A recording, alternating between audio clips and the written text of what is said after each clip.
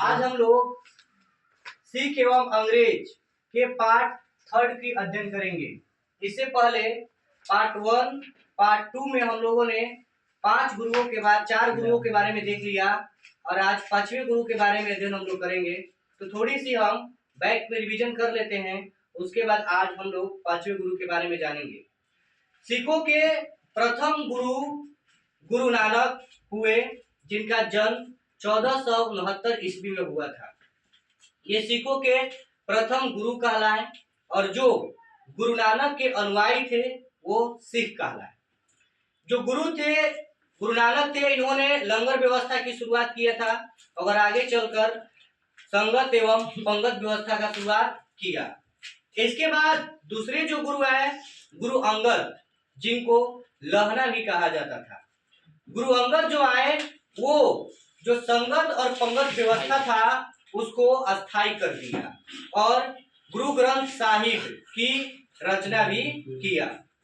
आगे सिखों के जो तीसरे गुरु आए वो गुरु अमरदास आए और गुरु अमरदास हमेशा प्रयास किए हिंदू धर्म से दूर रहने का और उन्होंने विवाह की एक प्रथा अलग शुरू की थी, लवन प्रथा, जो हिंदुओं से एक अलग प्रथा थी।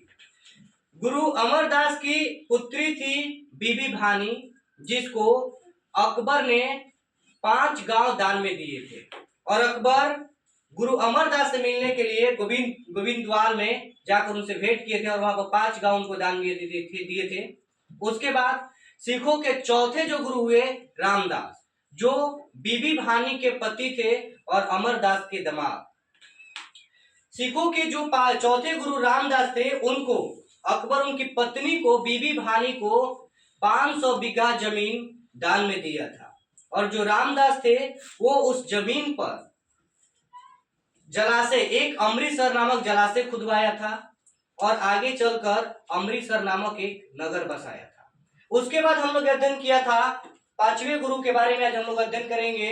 जो सिखे के पांचवें गुरु हुए वो अर्जुन देव हुए, जो 1581 से 1606 ईस्वी तक रहे।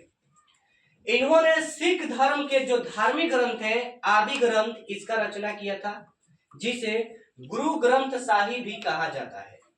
इस गुरु ग्रंथ साहिब में जो गुरु नानक थे, उनकी जो जीवनी थी, उनकी जो बातें थी, उसको संकलित किया गया है। साथ ही साथ इस गुरु ग्रंथ साहिब में कबीर के, नामदेव के और रैदास, इनकी बातों को भी संकलित किया गया है।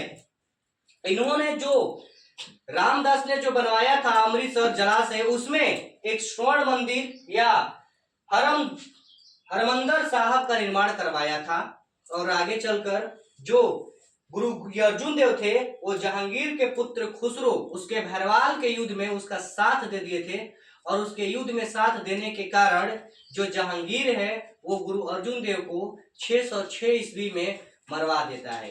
इस तरह से सिखों के पांचवें गुरु यहाँ से इनकी अंत हो जाती है और जो अगले छठे गुरु के रूप में आते हैं वो आते हैं गुरु हरगोविंद, जो 1606 से लेकर 1645 ईस्वी तक रहते हैं। तो अब गुरु हरगोविंद के बारे में हम लोग अगले दिन पार्ट 4 में अध्ययन करेंगे। जय हिंद।